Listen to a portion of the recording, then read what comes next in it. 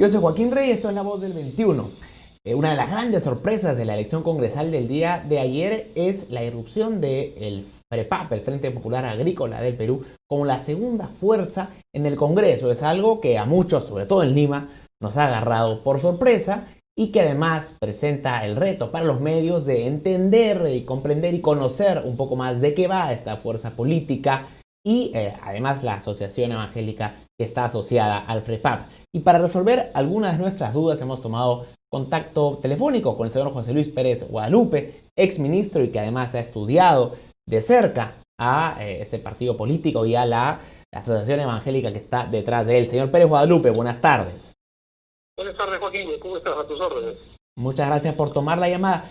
Lo primero que quisiera empezar preguntándole es ¿qué tan estrechamente vinculado está el FREPAP, es decir, el partido político, con la Asociación Evangélica de la Misión Israelita del Nuevo Pacto Universal, que es el nombre de esta congregación religiosa creada por Ezequiel Ataucusi? ¿Son dos caras de la misma moneda? A ver, es muy bien planteado porque creo que lo primero que tenemos que hacer es diferenciar. Una cosa es el movimiento religioso, que es el AENIMPU, que todos los conocen como los israelitas, y otra cosa es el movimiento político, que es FREPAP. Pero los dos fueron fundados por Ezequiel Ataucusi Gamonal. El movimiento en los años 50 se formaliza en los 60 y más bien el partido político se funda en los 70 como tal.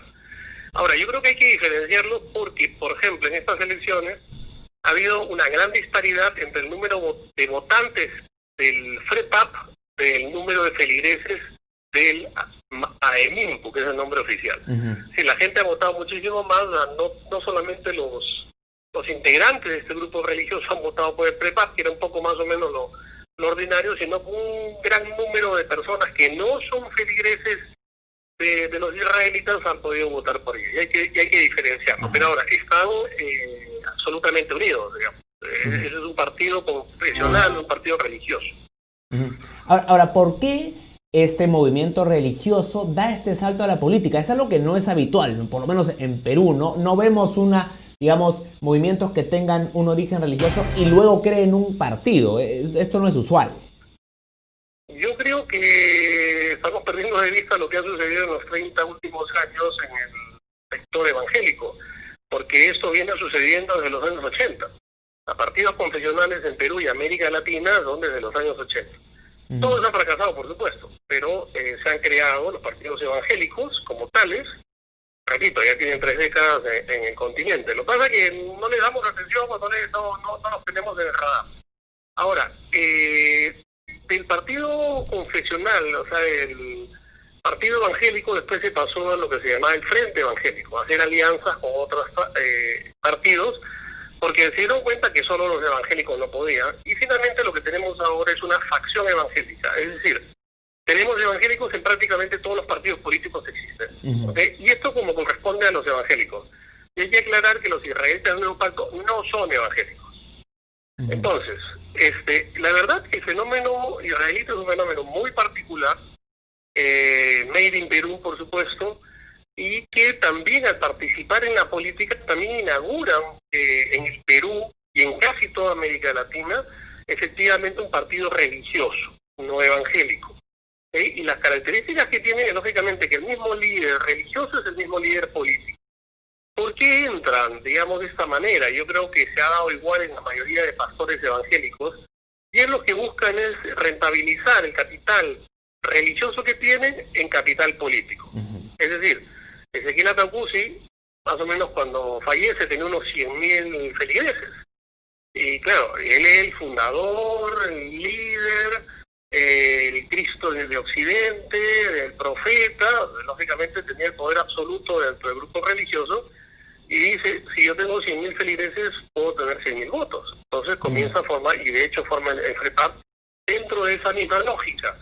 Lo que pasa es que al comienzo solamente, y siempre ha sucedido, casi la mayoría de las veces ha sucedido, que solamente los de israelitas votaban por el FREPAP, cosa que no ha sucedido en estas elecciones, y esa es la gran particularidad, ¿no? Ahora, debemos suponer que si es que el partido tiene esta estructura jerárquica basada pues en la figura de un profeta, no debe ser un partido con convicciones muy democráticas, entonces, porque no es que puedan elegir a sus representantes con la participación y el voto incluso al interno, ¿no?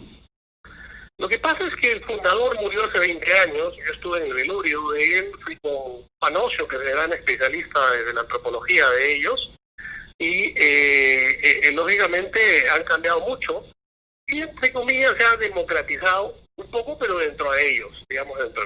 Pero lo que hay que llamar la atención, porque dicen, después de 20 años vuelve el Congreso, yo diría después de 30 años. Es decir, si uno hace un análisis de la historia de la participación política de FREPAP, ha sido un fracaso constante. El único congresista que hemos tenido israelita es el congresista Noriega en los 90, ¿okay? Y que después tuvo que renunciar, en fin, ahí se ha dado un chantaje fujimontesinista, renunció y qué sé yo. Pero después los dos congresistas que obtuvieron en el 2000 fueron invitados, que fueron justamente los Cáceres de Velázquez, ¿no es cierto? ¿Te acordarás? Claro. Están elegidos por el FREPAP, se aprovechan de toda la maquinaria religiosa aplicada a la política y después se venden groseramente y vilmente al fujimorismo. ¿Te acuerdas? Hasta le tiraron monedas cuando el juramentaba, sí. ¿No? Y de ahí no se eligió a nadie, no sé si me voy a entender. O sea, en verdad, lo que ha sucedido ahora es, sociológicamente hablaríamos de un hipo electoral, porque siempre han tenido, ya digo, un fracaso electoral y de repente sacan 16 congresistas. ¿Y por qué cosa ahora? Que no creo que se va a repetir el próximo año tampoco, eso no se va a repetir en mi opinión. Pero ¿por qué ahora? ¿Qué ha cambiado? ¿Qué conjugación de circunstancias han permitido este éxito insospechado, ciertamente? Esa es la pregunta del millón, pero creo que podríamos verlo en un contexto más general de las votaciones del domingo pasado, es decir, quiénes son los perdedores y quiénes son los ganadores. Y si uno analiza los grandes perdedores, en primer lugar, el fujimorismo, que ha bajado de 73 a 12 congresistas, o sea, clarísimo. Otro gran perdedor, el APRA, que ya ni aparece. Otro gran perdedor, Solidaridad Nacional y Contigo, o sea, todos estos que apuntaban sobre una línea concreta, inclusive la única agenda política era su agenda moral, han sido un fracaso rotundo, y también el PTC en la colada. Pero ahora, ¿quiénes han sido los grandes triunfadores, Joaquín? Si tú analizas la parte de Acción Popular, que la verdad que la que ha ganado en la marca más que los candidatos, tú pregúntale a cualquiera en la calle que me dé 2 nombres de candidatos de Acción Popular y nadie los conoce, al menos en Lima. Nos hemos enterado de quién es la número 1 porque metió la pata al decir que iban a ser obstruccionistas. Sí. Pero ellos han ganado, pero nadie los conocía, o sea, nadie los conoce a los candidatos. Pero de ahí, aparte de Acción Popular, ya digo que es un caso particular, en fin, porque la marca se ha recuperado, un poco de redención la recuperó, finalmente la consolidó Muñoz en Lima. ¿Quiénes siguen después de Acción Popular? Tienes UPP de Antauro, tienes el FREPAP de los israelitas y tienes Podemos y Urresti. Junta esos tres, ¿y qué cosa es lo que te dicen? Clarísimamente un voto de protesta, un voto antisistema. Clarísimamente. Y yo creo que en esa colada de voto antisistema han podido tener más posibilidad los israelitas del nuevo pacto. Lógicamente, por unas particularidades también de ellos. Es decir, la gente que los conoce, porque han tenido alta votación en provincia, por ejemplo, los conoce como gente honrada, trabajadora, sencilla, religiosa, ¿me entiendes? Fundamentada en el Antiguo Testamento, en los 10 mandamientos, ¿verdad? Han visto unas personas simpáticas que no van a hacer daño a nadie, entonces, mira, que quieren adecentar la política y eso. Pues yo creo que dentro de todo es un voto antisistema. ¿Y realmente cree usted que no van a hacer daño a nadie, como dice usted? ¿Qué se puede esperar del comportamiento del FREPAP en el Congreso? ¿Tenemos algunas claves que nos permitan predecir de qué va a ir su agenda, por dónde se van a mover? Yo creo que hay que tener 2 criterios. Primero, qué cosa es lo que han planteado como agenda política, y si tú lo lees es una agenda bien sencilla, bien básica, nada original, que tampoco podríamos contestarle.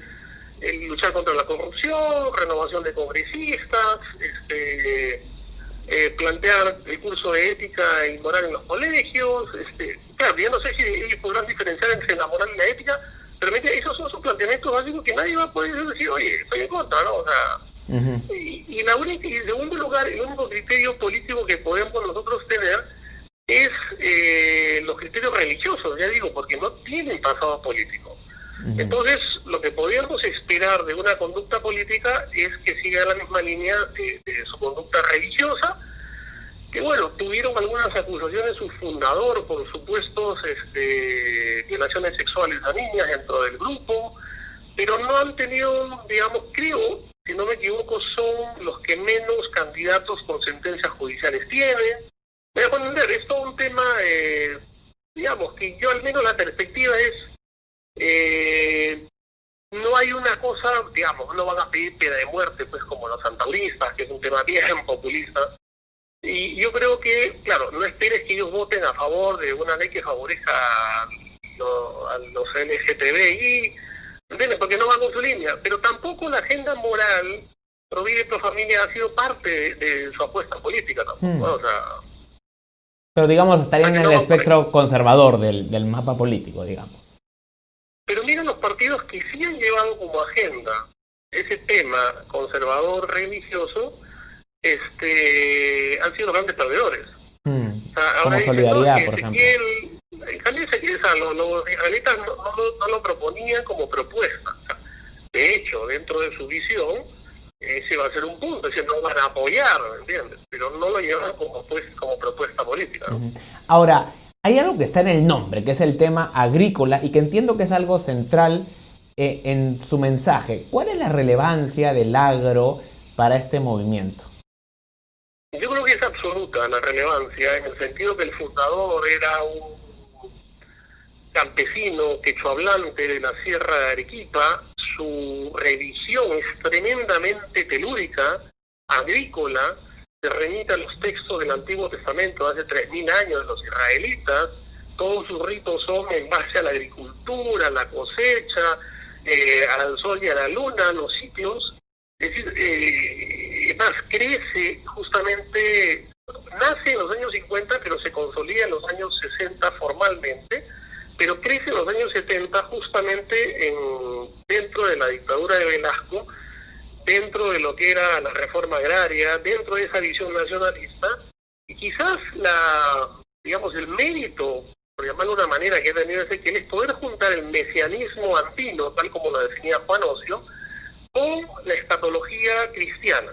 Entonces, dentro de ese mesianismo andino, ¿me entiendes?, de la vuelta del liberador, y también esa misma línea con la segunda venida de Cristo, es lo que Ezequiel pudo unir las dos cosas con ritos muy agrarios, muy antiguos, que se parecían mucho a los israelitas del Antiguo Testamento, y él dijo: yo soy el nuevo Cristo de Occidente.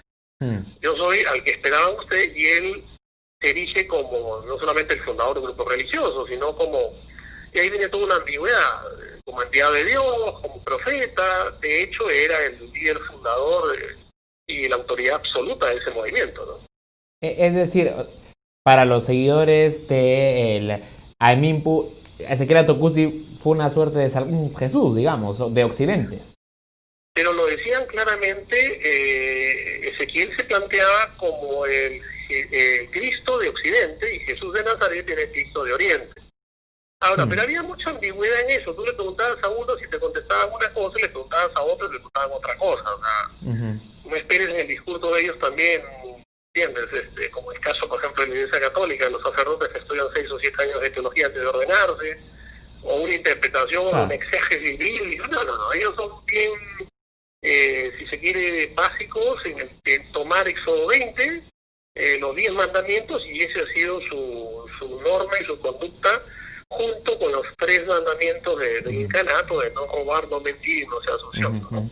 Ahora, entiendo que en los territorios que ocupa el movimiento en la Amazonía hay cultivo de coca. ¿Hay alguna evidencia de que haya de manera organizada, que haya alguna vinculación con el narcotráfico de algún tipo, o eso no está claro?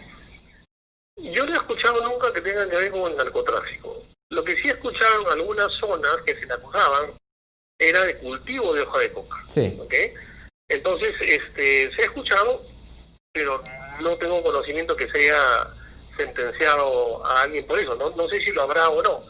Pero no es que era una práctica habitual de las comunidades agrícolas de los israelitas. Más bien han sido digamos, como pequeñas empresas agrarias, que ha sacado de la pobreza a miles de peruanos, y eso hay que resaltarlo, que ha formalizado a las familias de ese sector bien popular, grupo andino. Eran lo que se llamaba, digamos, los marginados entre los marginados, ¿no? Era un grupo sí de clase muy, muy baja, con muy poca instrucción educativa, y más bien, si quieres, por llamarlo un mérito de Ezequiel, tuvo la idea de sacar ese grupo que nadie, digamos, atendía, y les dio una esperanza, una ideología, una religión, y se han formado en comunidades que son ahora pequeños empresarios, trabajan muy bien, ¿no? O sea, y eso hay que rescatar. O sea que a lo mejor podría ser una fuerza positiva en el Congreso, ¿crees tú? A ver, yo no creo bajo ningún punto de vista que sea una fuerza negativa. Las negativas son otros congresistas o otros partidos políticos que ya hemos visto con el Congreso anterior han sido absolutamente tóxicos. No creo que los israelitas tengamos por qué tener miedo o alguna cosa. Ahora, el rol de ellos, la mayoría de gente, digamos, comerciantes informales o que tienen sus pequeños negocios, que vayan a hacer algo relevante en el Congreso, donde hay que dar ley y analizar, también no sé si van a tener dedos para ese piano, me dejo entender, porque no todos servimos para todo. O sea, a mí no me pongan en el Congreso porque me aburriría tremendamente, yo no voy a aguantar, y más aún sabiendo que Marta Chávez va a estar al frente todos los días. Entonces yo digo, cada uno a lo suyo. No sé si lo van a hacer bien como congresistas, pero al menos que daño, porque me dicen si son peligrosos, si se asusta a la gente, yo no creo, personalmente no creo. Muy bien. Señor Pérez Guadalupe, le agradezco mucho por su tiempo, ha sido muy interesante escucharlo. Gracias, Joaquín, hasta la próxima. Hasta luego, buenas tardes.